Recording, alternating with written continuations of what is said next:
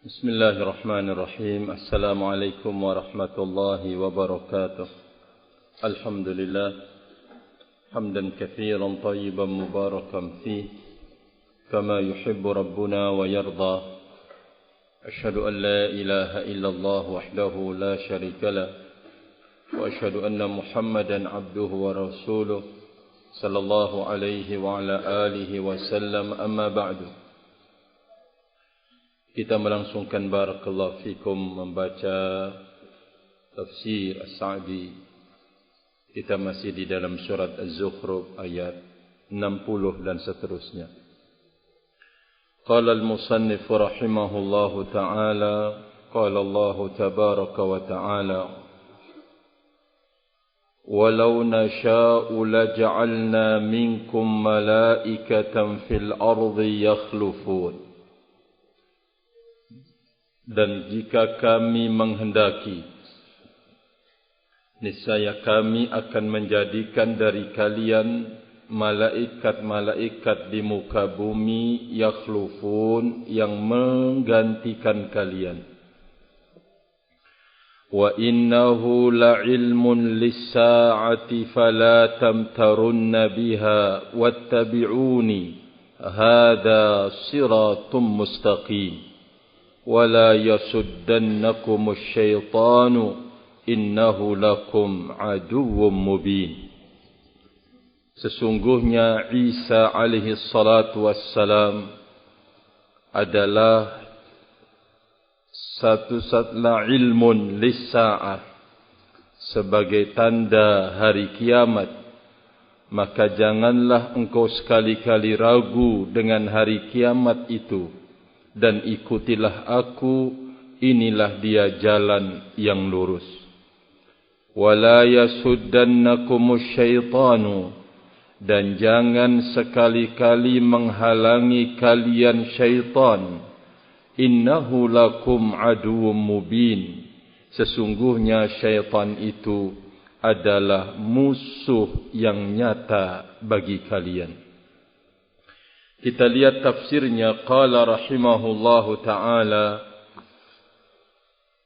thumma qala ta'ala, kemudian Allah Azza wa Jalla berfirman, walau nasha'u laja'alna minkum malaikatan fil ardi yakhlufun, ay laja'alna badalakum malaikatan yakhlufunakum fil ardi. Maksud ayat ini, kata beliau, kalau kami menghendaki, niscaya kami akan menjadikan pengganti kalian itu adalah para malaikat yang menyusul kalian di bumi ini. Wa yakununa fil ardi hatta nursila ilaihim malaikatan min jinsihim, sehingga mereka menjadi penduduk bumi. Lalu kami mengutus tentunya ke tengah mereka seorang utusan malaikat dari jenis mereka. Tentu yang pas, kalau manusia atau malaikat yang menghuni bumi ini, tentu Rasul Allah adalah dari kalangan para malaikat. Wa amma antum ya ma'syaral bashar, adapun kalian wahai segenap manusia, fala tutiquna an tursala ilaikumul malaika, kalian tidak akan punya kemampuan jika diutus kepada kalian itu malaikat. Ya, sebagaimana tuntutannya orang-orang kafir musyrikin. Ya, kenapa kau tidak diutus malaikat saja? Famin rahmatillahi bikum, maka termasuk dari kasih sayang Allah Azza wa Jalla terhadap kalian wahai manusia, an arsala ilaikum rusulam min jinsikum, termasuk rahmat Allah Azza wa Jalla terhadap kalian, dia mengutus ke tengah kalian seorang utusan atau rasul-rasul dari jenis kalian, ay manusia, tatamakkanuna minal akhdhi anhum, sehingga kalian bisa mengambil bimbingan, arahan, pengajaran, teladan, tatamakkanuna minal akhdhi anhum, kalian mampu untuk mengambil dari mereka. Kata beliau, barakallahu fikum. Wa innahu la'ilmun lis-sa'ah. Kata beliau, wa inna Isa alaihi salam la dalilun 'ala as-sa'ati wa anna al-qadira 'ala ijadihi min ummin bila abin qadirun 'ala ba'thil mauta min kuburihim. Kata beliau, barakallahu fikum, sesungguhnya Isa alaihi salatu wassalam merupakan bukti tanda hari kiamat. Dia Allah Azza wa Jalla mampu untuk mengadakan Nabi Isa dari seorang ibu tanpa bapa. Dia Allah Azza wa Jalla mampu untuk membangkitkan orang-orang mati dari kubur mereka.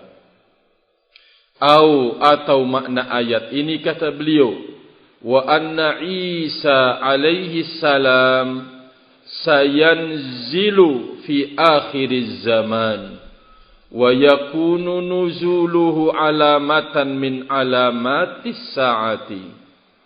Sesungguhnya Isa alaihi salam akan turun di akhir zaman, dan turunnya Isa alaihi salatu wassalam menjadi tanda dari tanda-tanda hari kiamat. Fala tamtarunna biha, jangan engkau ragu, la tashukkanna fi qiyamis sa'ah, jangan kalian ragu terhadap pada terjadinya hari kiamat. Fa inna syakka fiha kufrun, karena keraguan terhadap hari kiamat itu adalah kekufuran. Wattabi'uni, dan ikutilah aku, bimtithali ma amartukum, dengan melaksanakan apa yang aku perintahkan kepada kalian. Wajtinabi nama nahaitukum, dengan menjauhi apa yang aku larang kalian. Nah, sikap mengikuti seperti ini, hada siratum mustaqim, inilah jalan yang lurus. Musilun ilallahi azza wa jalla, jalan yang akan menyampaikan kepada Allah Azza wa Jalla. Kata beliau, barakallahu fikum, wala yasuddannakumus syaitanu amma amarakumullahu bihi, jangan sekali-kali menghalangi kalian setan dari apa yang Allah perintahkan dengannya, merintahkan kalian dengannya. Innahu ay syaitan lakum aduwwum mubin, sesungguhnya setan itu bagi kalian adalah musuh yang nyata.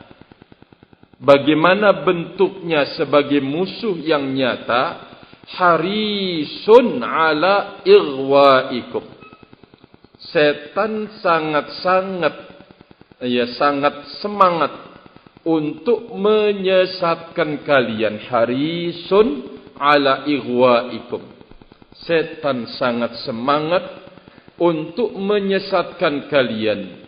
Badzilun juhdahu fi dzalik, dia keluarkan, dia berkorban, mengorbankan kesungguh-sungguhannya di dalam melakukan penyesatan. Subhanallah, barakallahu fikum. Ini setan, rahimani wa rahimakumullahu jami'an. Tentu peringatan ini adalah agar terus kita menjadikan setan itu sebagai musuh.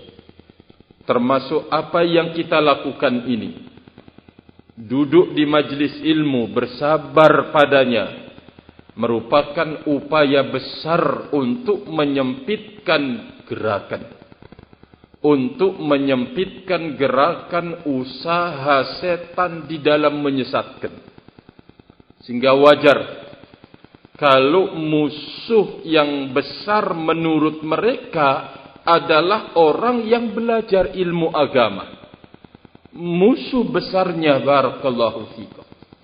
Ya, karena orang yang belajar itu bukan hanya untuk dirinya, tetapi dia akan bisa memberikannya buat umat ini yang ditakutkan. Jika antum bisa melihat, beda dengan kita memikul ketaatan yang lain, dengan memikul ketaatan duduk belajar ilmu agama, luar biasa. Sampai kita sempat berbicara, barakallahu fikum, bersama asatidah di saat awal-awal dulu di Yaman, barakallahu fikum, ujiannya ternyata lebih besar di sana. Mungkin kalau dari sisi makanan, minuman, subhanallah, ya, orang Indonesia termasuk orang-orang yang berada di sana. Ya, termasuk orang yang punyalah, barakallahu fikum. Tapi ujiannya dari sisi yang lain. Ya, terutama an-nisa, yaitu wanita. Yang antum keluar masjid, antum lihat, ya, wanita mutahajjibah berangkat ke majlis taklim. Syekhah waktu itu, barakallahu fikum, ikut darasnya Syekh Mukbir rahimahullah, terus bergandengan bersama ya zaujnya. Wah, benar-benar luar biasa. Di antara asatidah kita, artinya ustaz kita di saat itu, ikhwan kita tidak kuat, wis pulang nikah, berangkat bersama keluarganya. Ternyata ujiannya dari sisi yang lain. Subhanallah, barakallahu fikum. Jadi rahimani wa rahimakumullahu jami'an, sampai Syekhuna Mukbir rahimahullah sering mengingatkan kepada kita bahwa asyaitan bekerja sama, yata'awanun ma'al kuffar, bekerja sama dengan orang-orang kafir untuk mengusir, mengganggu, menggoda para pelajar ilmu agama. Nah, kita sekarang merasakan sendiri, kalau dulu tidak ada HP, ya, kalaupun ada, wis harganya selangit waktu itu. Barakallahu fikum. Nah sekarang, ya, dengan HP benar-benar rahimani wa rahimakumullah, banyak mengganggu kekhusyuan kita belajar, kekhusyuan kita menghafal ini itu murajaah. Barakallahu fikum. Memang subhanallah, jadi tidak ada yang pertama kali disasar dengan kekuatan penuh oleh setan kecuali orang-orang yang belajar ilmu agama. Makanya barakallahu fikum, kesabaran ikhwanuna, kesabaran al-aba, kesabaran ummahat untuk mendidik diri kita, memaksakan diri dan anak untuk belajar ilmu agama, itu adalah perjuangan besar dan pengobaran perang secara besar-besaran bersama setan. Barakallahu fikum. Sehingga butuh kesabaran rahimani wa rahimakumullah. Butuh kesabaran, barakallahu fikum. Banyak hal yang akan menjadi penyebab seorang penuntut ilmu itu terusir dari majelis ilmu. Banyak. Mikir sana, mikir sini, wis tinggalkan pondok pesantren. Padahal kalaupun sampai di rumah, ya tidak bisa berbuat apa-apa. Tidak ada yang bisa dilakukan. Kecuali ya kesana kemari, nongkrong sana, nongkrong sini.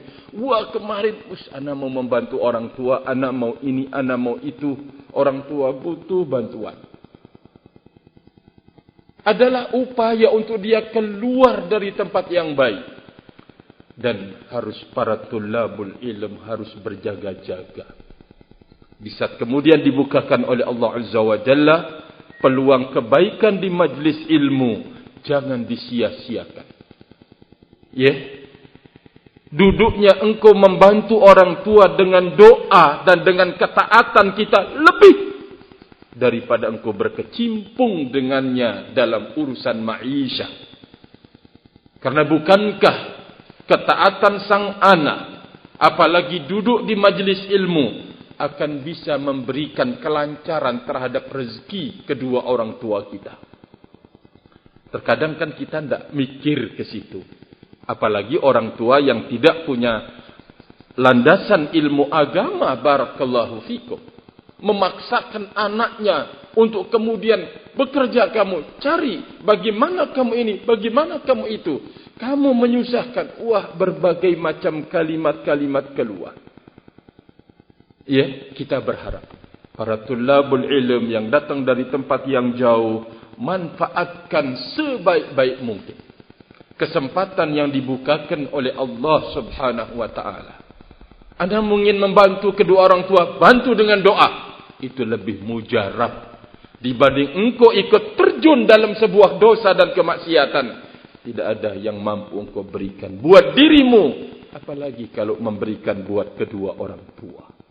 Engkau duduk di majlis ilmu, engkau doakan hidayah buat dia, engkau doakan rezeki buat kedua orang tua, itu lebih manjur. Barakallahu fikum. Wallahu ta'ala alam bissawab, wallahu ta'ala alam bissawab. Sekali lagi barakallahu fikum, bahwa syaitan musuh besarnya adalah orang yang belajar ilmu agama.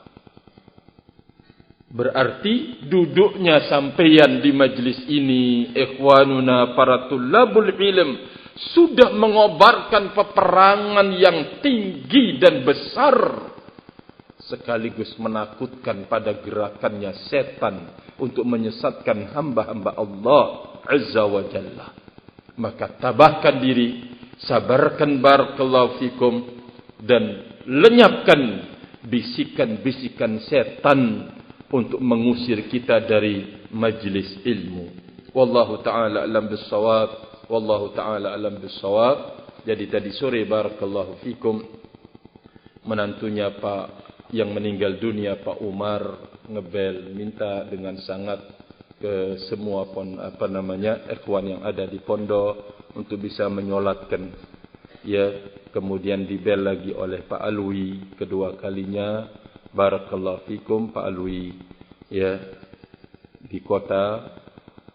Beliau sangat mengharapkan kita untuk bisa menyolatkan jenazah Pak Umar. Barakallahu fikum. Wallahu ta'ala alam bissawab, wallahu ta'ala alam bissawab. Wa akhiru da'wana alhamdulillah. Subhanakallahumma bihamdika asyhadu an la ilaha illa anta astaghfiruka wa atubu ilaik. Wassalamu alaikum warahmatullahi wabarakatuh.